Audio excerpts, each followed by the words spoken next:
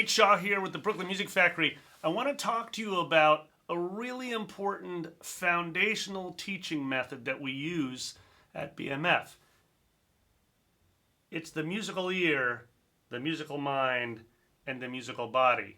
In fact, we call it music lessons or a music method in 3 pictures. Here's the ear. Here's that brain, or musical mind, and here's your body. Since I'm a pianist, I just simply draw a hand. Now, why is this so important, yet it's so simple? It's just an ear, a brain, a body. The reason is because when we're, as musicians, when we're processing sound, we can approach it in many different ways. And when we're teaching our students how to approach music or how to sort of process that sound and then apply it to their body, we can approach that lesson plan in many different ways. So at BMF, at Brooklyn Music Factory, we have what's called an ear before eye approach. And what that means is that we always lead with listening. So let me give you a few different examples just to make this very clear for you, why this is so valuable. The first is, if we say we lead with listening, that means that rather than leading with a written piece of sheet music, we're saying we want our students to first become really deep listeners, right? So we're always going to lead with the ear. So what does that actually mean in terms of these 3 pictures? Well, let me give you an example. I just pulled up a solo I'm working on. This is a jazz thing. I'm a jazz pianist, so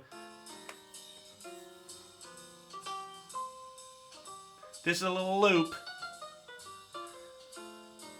of Wynton Kelly, great jazz piano player, one of my all-time faves. So Wynton Kelly, I just played that loop and I heard it in my ears, and what I'm actually doing is doing an ear to brain and then finally going to use my hand to play it on the instrument.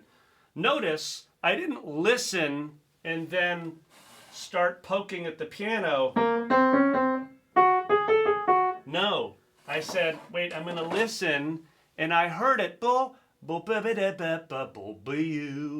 So anyways, whether or not I'm singing it perfectly in tune doesn't matter. What I'm doing is listening, and then I'm processing it right now. And I'm saying, okay, I heard that lick, and I know he's starting here.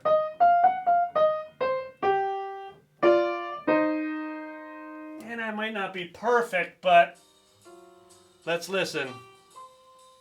Right here's the lick. Okay. Something like that. Okay, good. So that's the first time. I mean, I hadn't worked on that until right now. So I just put that lick up. I led with my ears, and then my brain said, okay, I think I know what each one of those notes are. Now, when we take an ear before eye approach, a different option, if we had an eye before ear approach, that would be brain before ear. That would be as if we took written sheet music, like here, these are just some Bach chorales. We took written sheet music, we put it up there, or if I took that written notes, written on a page, and my brain used, via my eyes, looked at this sheet music, and then my body played it as I'm reading the notes, and the last thing that happens is I hear it. So that's what we call a brain, hand, ear approach. Now, for all of you that are wondering, like, you know, we get this question all the time. Is my child going to learn how to read music at Brooklyn Music Factory? If it's an ear before eye approach, will they ever learn how to actually read a Bach chorale or learn how to play a jazz lead sheet or play a bunch of chords on a chord chart? The answer is, of course, yes.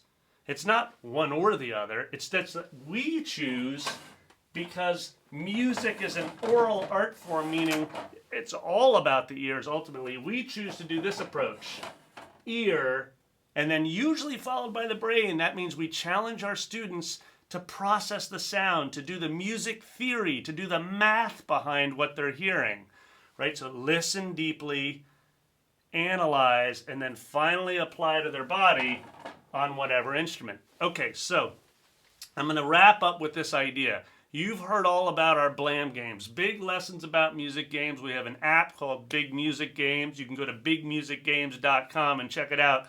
We've got hundreds, if not thousands, of students and families all around the world and teachers playing these games. Okay, these games are what you call ear training games. They also train the brain, but they primarily train the ear. So most of our games level up, levels 1 through 15. So our students enter Brooklyn Music Factory maybe age 4, 5, 6, and they start playing the games. And right from day one, they're challenged to use their ears while they play these games. Now, they will continue to be challenged to play these games for the next 7 to 10 years, which is as long as it takes to get through all 15 levels. They're not easy, right? They move slowly, systematically, mindfully through strengthening the ears. And with each level that they pass, we're challenging our students to say, okay, you're now listening at a deeper level. Can you hear and analyze what's happening? So for example, we have games called Wait a Second where they play one note and then they have to hear the distance from that note up a fifth to a G, or up a sixth, or up a third. These are melody games, right? So they lead with their ears and then they analyze melodies. So that's an example of an ear to brain to hand. Now, there's lots of different ways that you can mix and match this approach, and I'll get into that in some other videos. But this gives you an introduction of how simple you can think of music lessons. Are we approaching it from a body-first approach, i.e. we're just sitting down and exploring and making things up, and then we listen to it, and then if we hear something we like, we press pause and we try to analyze it or ask our teacher, what did I just do? Or is it a brain-first approach, which is the traditional method of sight-reading music? Your body plays it, and then hopefully, if you're lucky, you listen to what your body did, and you circle back and try to analyze what's on the written music. Or is it an ear-first approach, like Brooklyn Music Factory, where you're challenged to always be listening through games and exercises, and then we challenge you on the math of music. Do you understand the building blocks of it? And finally, you apply it to your body, right? That's the technique. Can we actually do what we hear and analyze? So there, your ear, brain, body. Hopefully that helps you better understand how to go about learning music yourself or in your family. So there it is. Let me know if you have any questions.